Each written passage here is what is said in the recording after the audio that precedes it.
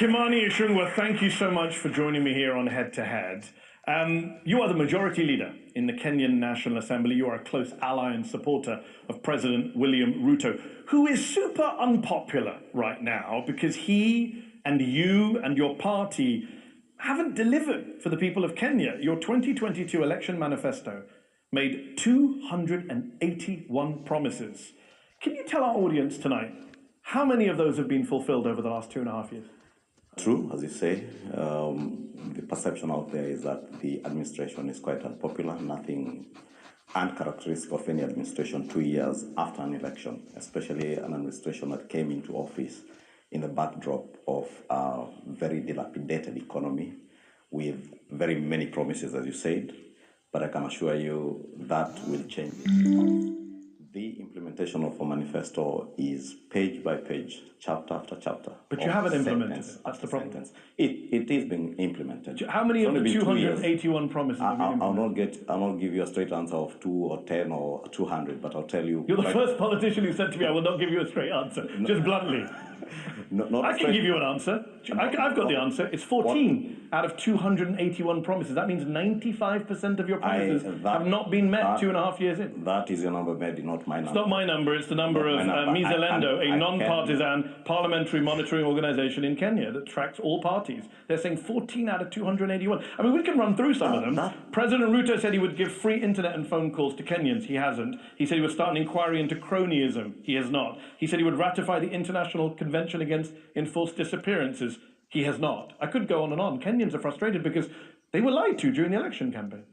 Well, maybe as I told you, that is the perspective of Mzalendo.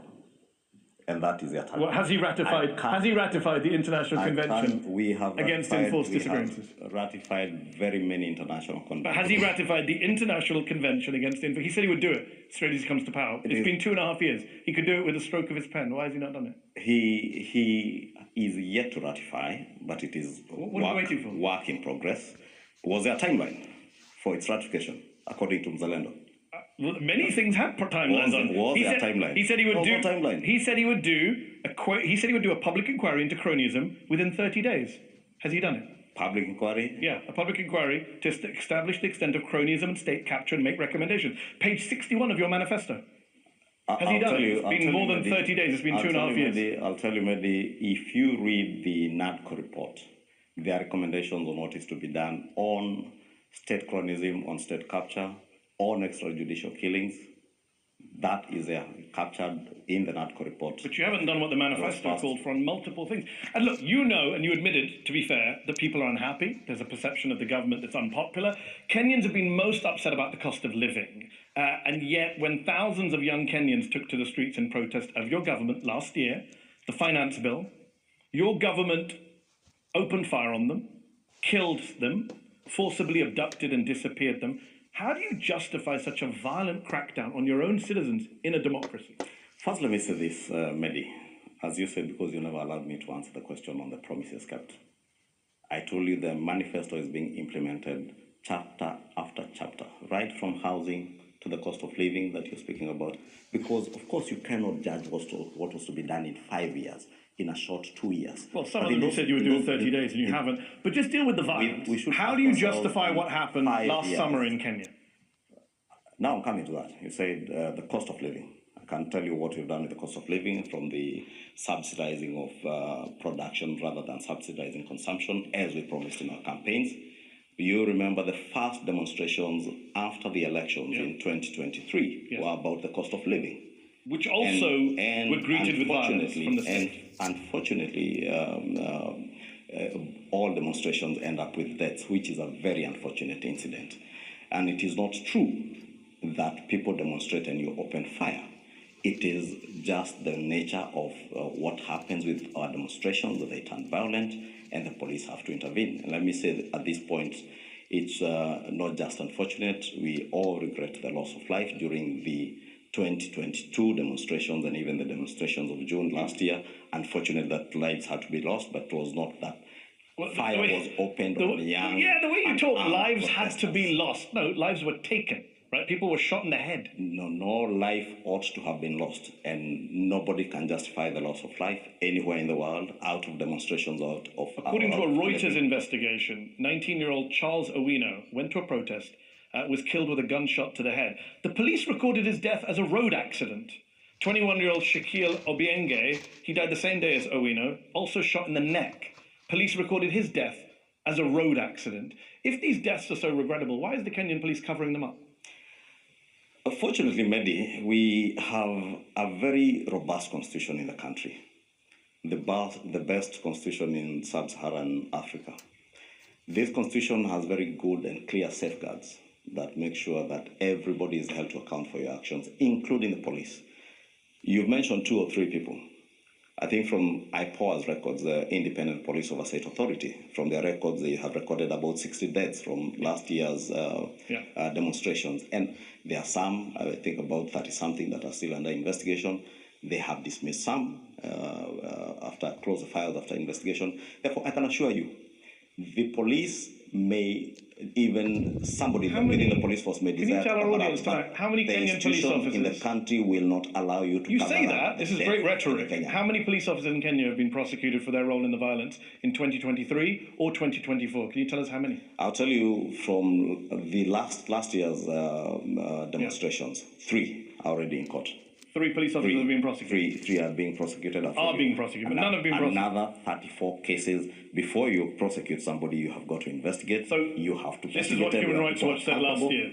Bodies of people showing signs of torture continue to turn up in rivers, forests, quarries, mortuaries. The authorities have yet to investigate or prosecute anyone for these crimes. Kenya has a history of police brutality and lack of accountability for serious abuse. So that's Human Rights Watch. You want to believe what Human Rights Watch said, not what I'm saying? Yeah. Because I'm going to believe a human rights group over a politician who started by saying, I won't give you straight answers. It is their take, Mehdi. It is their take. And I didn't come here to give their take. I came here to give my take and the perspective. So they're wrong, you think? The police officers are being held to account? They are wrong because the police officers must be held to account. But they haven't been. And that is why we have institutions that will hold them to account. So what you said today about the deaths sounded good. You said it's regrettable, there should be no loss of life. That's what you say here. What you say in Kenya is a little bit different. This is what you said in December about the abductions of young people. You said that they're a way for people to basically rig-con the system. You said these people, quote, they're not really abducted, you said, quote, they're locking themselves in Airbnbs with their girlfriends and hiding. Are you saying that all these abductions, Kenyan parents crying over missing children, bodies turning up in rivers, that's people pretending, hiding with their girlfriends in their Airbnb? Do you understand how offensive that sounds? Mehdi, I was speaking in Bungoma County. And the context was the clamor for, there was the misconception that every other abduction in the country was being perpetuated by security agencies. But what I said is that we have laws in the country that people who are construed to have broken the law in terms of the Computer Misuse and Cybercrimes Act, if they are found culpable, the DCI or the police should and must arrest them and take them before courts of law, because that is what they deserve. And the police and security agencies have no business abducting anybody, and nobody should be abducted. But they are abducting people. By security agencies. But they are abducting. Allow me to make my point, because you asked me a question. And it is in that context then that I said, and again, it is not all cases, Mehdi, that were out of abductions or what was construed to be abductions. And let me tell you, there were cases where people, somebody was holed up in an Airbnb, but reported himself as abducted. But for you as a leading politician in the country, where people are being disappeared in a democracy in 2024, 2025, it seems a strange thing to focus on, not the kids whose bodies are being found in rivers and forests and warehouses with gunshot wounds to the head and the neck. And instead of focusing on that, you focus on one case of somebody in an Airbnb. Seems strange. Mehdi, I also say there are cases of political conspiracies where people... Can we talk about the cases that are open and shut, police, intelligence services abducting kids? You accept that happens in your country? Your government and your intelligence services have abducted innocent people. You accept that? It has been claimed. Those are matters. Not claimed, it's happened. It has been claimed. You don't accept it's happened? I do not believe there are enforced disappearances perpetuated by the state in Kenya, not in this day and age. We have an administration which, for the first time, none other than the president himself committed that never again will Kenyans have to disappear and you fish their bodies out of River Yala or River Tana like happened some time back. And therefore, why I say they are claims, but it's, because they are claims that are being investigated. They're not claims. Let me give you a fact. Can I give you a fact? Unless you give me facts. I'm going to give you a fact right now, because the audience around the world watching may not know this. The Attorney General of Kenya, his son was abducted. Literally a serving member of the government. His son was taken. How did he get him released? Can you tell our audience?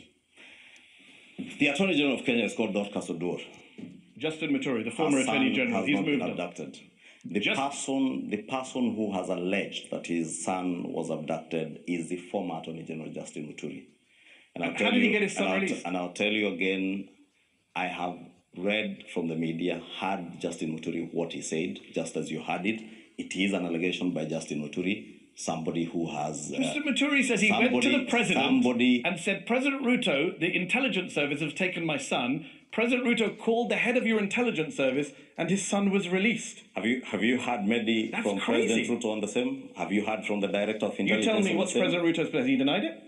Have you heard from him? No, I don't live in Kenya. You're the expert. Has President Ruto denied that? Why don't you allow then me to tell you my Please take? do. Because that's your take. Please. From what has been reported. That's not my take. I'm reporting a member of your government. This is amazing. I'm quoting a member of your government, not the opposition, a member of your government who you're calling a liar because he says his son was abducted. That's why I told you Justin Muturi, the former Attorney General and current Minister for Public Service, yes, is a politician to begin with, has beef with his boss in the government he serves. Wow. So he made up a story about his son being abducted. There are reasons. Wow, Kenyan politics. Will you allow me Please. to make my point? Please, this is just, I'm stunned. There are reasons why Justin Muturi was removed as Attorney General around the time of the demonstrations in June of last year. There are reasons probably why Justin Muturi knows he's probably on his way out. It is him who has made those allegations. That is a matter under active investigations. As I told you, has President Ruto denied it? We have got, you will need probably to invite him and ask him. You can't I am not President William Ruto, neither has he denied it? It's a simple factual question, yes or no? I have not heard him, and I don't know if he has been asked to... So one of the... I just want to recap for our viewers, just so we follow.